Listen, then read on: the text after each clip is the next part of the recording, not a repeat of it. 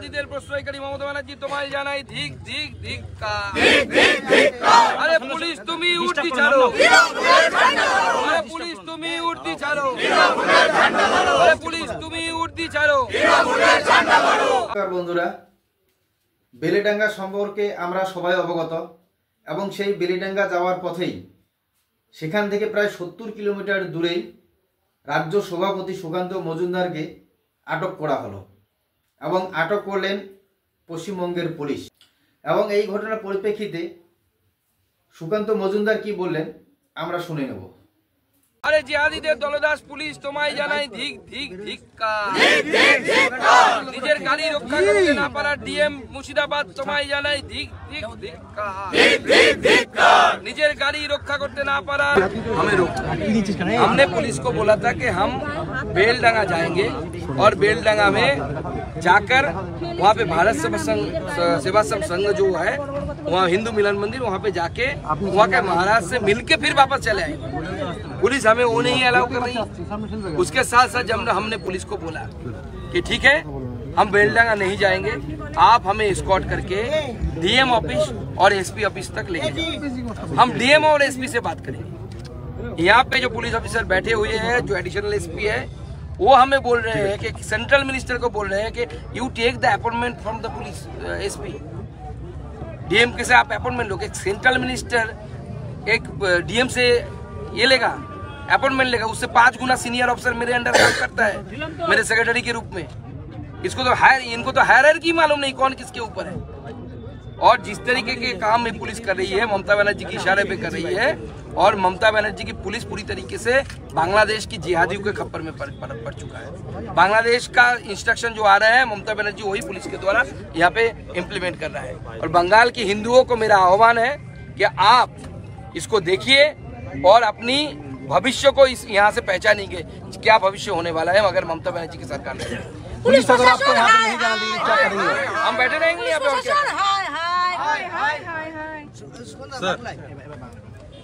Bangladesh police तुम्हें उल्टी चलो।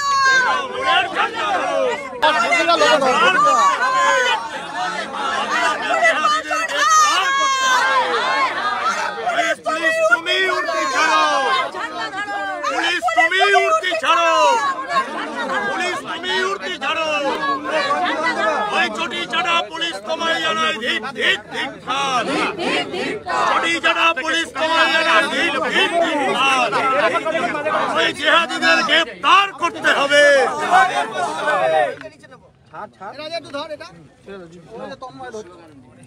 সুকান্তদা আপনাকে আটকে দিল কেন? দেখুন সেটা পুলিশই বলতে পারবে। পুলিশ আমাকে বলছে বেলডাঙ্গাতে 163 ধারা আছে, মানে আগে যেটা 144 ধারা ছিল। আবার তলা দিয়ে ঢুকাচ্ছে। আমরা এখন নদিয়াতে আছি। যে স্পটে আমি এবং আপনি বসে আছি সেটা বেলডাঙ্গা থেকে, যেখানে রেজিনগর বেলডাঙ্গা থেকে প্রায় 70 কিলোমিটার দূরে, 70 কিলোমিটার দূরে আছে। তবুও পুলিশ বেলডাঙ্গার কথা বলে আমাদেরকে আটকেছে। আমি পুলিশকে এও বলেছিলাম যে দেখুন আমরা বেলডাঙ্গায় কোথাও ঘুরে বেড়াতে যাচ্ছি না, বা আপনার ল অ্যান্ড অর্ডার ডিস্টার্ব করতে যাচ্ছি না। আমরা ভারত সেবাশ্রমের সঙ্গে যাব, কার্তিক মহারাজের সাথে দেখা করব, একদম আশ্রমের ভেতরেই থাকবো এবং আবার ওখান থেকে ব্যাক করে চলে আসবো। তাতেও পুলিশ রাজি নয়। আমরা পুলিশকে শেষে এও বলেছি ঠিক আছে আপনারা যেতে দেবেন না বা বেলডাঙ্গাতে নামতে দেবেন না আমাদের, তাতেও আমরা রাজি আছি। আপনারা আমাদেরকে এসকর্ট করে সোজা ডিএম এসপি অফিস অব্দি নিয়ে যান, বহরমপুর শহরে নিয়ে যান, আপনাদের গাড়িতে নিয়ে যান প্রয়োজনে। আমরা ডিএম এসপির সাথে কথা বলবো। পুলিশ তাতেও রাজি না। পুলিশের একটাই উদ্দেশ্য, সেটা হচ্ছে বেলডাঙ্গার হিন্দুদের উপর ঘটে যাওয়া অত্যাচার যেন বাইরে না আসে। শাক দিয়ে মাছ ঢাকার প্রবণতা। এর আগে আমরা দুর্গাপুজোর সময় দেখেছি স্বয়ং ফিরহাদ হাকিমের বিধানসভাতে মা দুর্গার মূর্তি ভাঙতে এসেছিল কিছু শক্তি, সেই শক্তিকে কোন রকমে আটকানো গেছে। আজকে কার্তিক মণ্ডপ, কার্তিক লড়াই, যে লড়াই মুর্শিদাবাদের ঐতিহ্য, বেলডাঙ্গার ঐতিহ্য, বেলডাঙ্গা কার্তিক লড়াই ছাড়া ইনকমপ্লিট, অসম্পূর্ণ। সেই কার্তিক লড়াইকে বন্ধ করার জন্য পুরো প্ল্যান করে এসব করা হচ্ছে এবং আস্তে আস্তে হিন্দুদের অধিকারকে খর্ব করা হচ্ছে সেই সমস্ত জেলাতে, যে সমস্ত জেলাতে হিন্দুরা মাইনরিটি বা তাদের সংখ্যা একটু কম আছে। বেলেডাঙ্গার ঘটনা সবারই জানা এবং সেই বেলেডাঙ্গায় যাবে বলে পশ্চিমবঙ্গের রাজ্য সভাপতি ডাক্তার সুকান্ত মজুমদার, ওনাকে কিন্তু সেখান থেকে 70 কিলোমিটার দূরেই কৃষ্ণনগরেই আটক করে দেওয়া হলো এবং সম্ভবত ওনাকে অ্যারেস্ট করা হয়। এবং সেখানকার লোকাল থানাও নিয়ে যাওয়া হয়। আপনারা ভিডিওতে দেখলেন, ডাক্তার সুকান্ত মজুমদার তিনি নিজেও বললেন। কিন্তু আজকের যে পরিস্থিতি, কতটা ভয়াবহ পরিস্থিতি তৈরি হচ্ছে সেই বেলেডাঙ্গায়, সূত্র মারফত যেটা খবর যে 3-4 দিন থেকে সেখানে ইন্টারনেট ব্যবস্থা বন্ধ করে দেওয়া আছে এবং নতুন যে আইন 163 ধারা, আগে যেটা 144 ধারা ছিল, সেটা লাগু করা আছে ওখানে। তো চিন্তা করেন আস্তে আস্তে আমাদের রাজ্য কোন পথে এগিয়ে যাচ্ছে।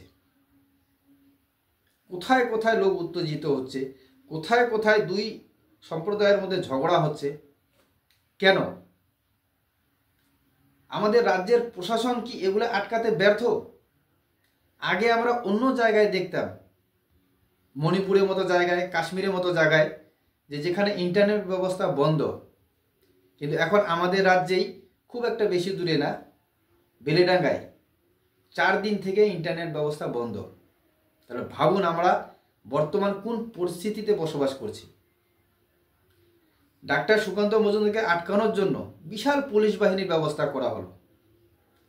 কোথায় থাকে যখন এই সমস্ত ঘটনার সৃষ্টি হয় এত বিশাল পুলিশ বাহিনী?